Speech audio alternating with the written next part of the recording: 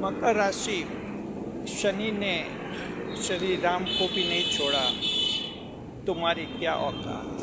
जी, ये वीडियो का विषय मकर राशि के जात को देखिए जो है, इसमें हम बताएंगे भगवान श्री राम के बारे में जो ज्योतिष शास्त्रीय जानकारियाँ हमें उपलब्ध हुई हैं।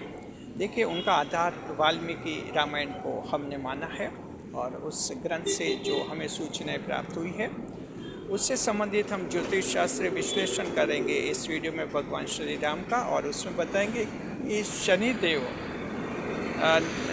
ने जो है भगवान श्री राम को भी नहीं बख्शा था, भगवान श्री राम को भी नहीं छोड़ा था। आखिर ऐसा क्या हो गया था, आपको इस वीडियो में बताएंगे। नए मेहमानों स्वागत।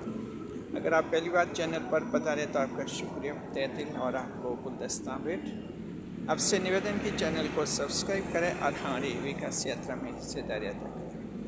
देखिए कि जो है भगवान श्री राम के बारे में हम बता रहे हैं कि भगवान श्री राम का जब जन्म हुआ था तो उस समय उनके जन्म कुंडली में बर्थ चार्ट में शनि देव जो हैं तुला राशि में विराजमान थे। अब देखिए, भगवान श्री राम की जो चंद्र राशि है वो कर्क राशि है और कर्क लगन ही है जी। तो देखिए कि जो है तुला राशि में अपनी उच्च राशि में शनि देव विराजमान थे। इसका क्या मतलब हुआ मकर राशि के जात को? इसका मतलब ये होता है कि कर्क राशि के लिए तुला राशि कौन सा भाव बनती है, इसको पहले देखते हैं। देखिए, कर्क राशि से तुला राशि बनती है चौथा भाव। जैसे कर्क राशि पहला भाव हो गई, सिंह राशि दूसरा हो गई, कन्या राशि तीसरा हो गई और तुला राशि चौथा भाव हो गई। यानी कि भगवान श्री राम का जब जन्म हुआ था उस समय शनिदेव उनके चौथे भाव में थे और शनिदेव चौथे भाव में थे। इसका मतलब ये हुआ कि भगवान श्री राम का जन्म शनिदेव की ढया में हुआ था। ये पहली ढया मानी जाती है। चौथे भाव की जो ढया मानी जाती है शनिदेव की ढया मानी जाती है। पहली ढया कहते हैं इसको, और ये सुखों के भाव की ढया है। मतलब कि जीवन के सुख से वंचित करते इंसान को, जीवन के सुख मिलते मिलते रह जाते हैं, जीवन के सुख पूरी तरह से नहीं मिल पाते हैं, ऐसा जीवन देता है उस जातक को शनिदेव की ढया का जन्म। तो देखिए, भगवान श्री राम को भी शनिदेव ने नहीं छोड़ा है। ढया हो या साढ़े साथी हो, सभी को लगती है, इंसान को, देवताओं को, दानव को, सभी को। देखिए, ढया में जन्म होने के कारण भगवान श्री राम सुखों से वंचित रहे, क्योंकि शनिदेव जब चौथे भाव में बैठते हैं तो अपनी सप्तम दृष्टि से ये देखते हैं दशम भाव को।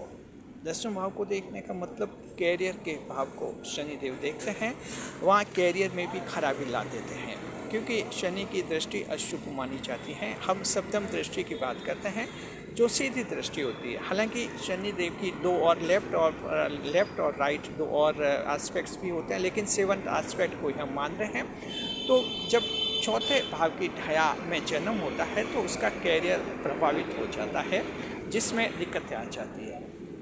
ऐसा ही भगवान श्री राम के साथ हुआ है। जैसा कि आप लोगों को भी जानकारी है कि राजा बनने से एक दिन पहले ही जो कुछ ऐसा हो गया कि भगवान श्री राम राजा नहीं बन पाए और उनको 14 साल के लिए वनवास जाना पड़ा था।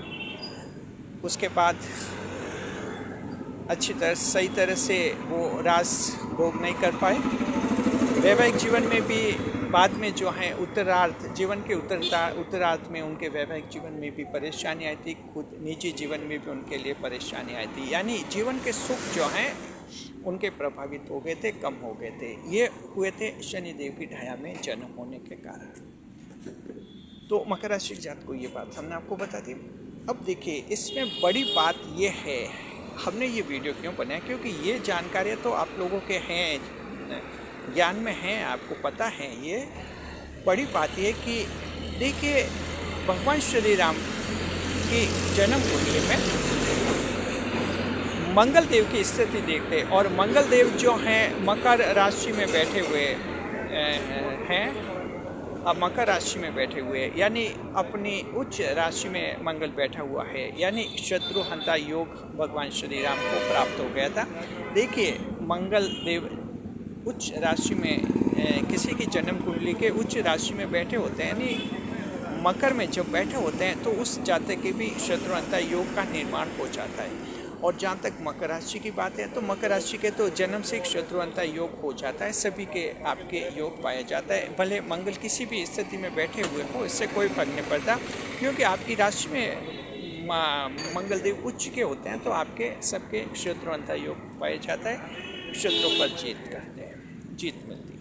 तो देखिए भगवान श्री राम के भी शत्रुअंता योग बना हुआ था, इसलिए उन्होंने लंका के राजा रावण को पराजित किया था, रावण को हराया था और अपनी जीत हासिल की थी, शत्रुओं को परास्त किया था, शत्रु का हनन किया था।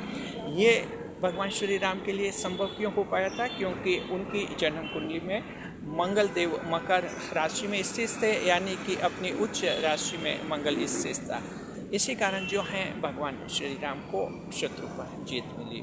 तो मकर राशि के जातकों, हम उन सभी जातकों को ये कहना चाहते हैं कि आपका जन्म शनिदेव की ढाया में हुआ हो या शनि के 7.5 में हो, आपको कोई ज़्यादा परेशानी होना है, दुखी नहीं होना है जी। आप में शत्रुअंता योग पाया जाता है, मकर राशि के जातकों जन्म से पाया जाता है। जीवन में बड़ी बड़ी समस्याओं का आप मुकाबला कर लेते हैं, बड़े बड़े शत्रुओं को पराजित कर लेते हैं। हालांकि कुछ समय तक शत्रु जीतते हुए दिखते हैं, लोगों को लगता है कि शत्रु जीतेगा, लेकिन आखिरी जीत मकर राशि के जातकों की होती है। ये होता है शत्रुअंता योग। बड़े बड़े कर्जे भी शत्रुअंता योग से उतर जाते हैं और साथ में जो है बड़ी बड़ी बीमारियां भी ठीक होती है। तो ख़ास तौर पर हम उन सभी लोगों को कहना चाहते हैं, शनि की ढाया में जन्म हुआ है, शनि के 7.5 में जन्म हुआ है, आप कोई टेंशन आपको नहीं करना है। शत्रुअंता योग मकर राशि के पाया जाता है, जहाँ शनि की ढाया शनि के 7.5 संतुलित हो जाती है और जीवन की बड़ी बड़ी बाधाएं, बड़ी बड़ी समस्याएं जो हैं मकर राशि के जातकों, आप उनको सुलझा लेते हैं, जीवन को आगे बढ़ा देते हैं जी। खुश रहे, खुशहाल रहे हमारे चैनल के साथ। वीडियो पर लाइक करें, कमेंट करें, शेयर करें।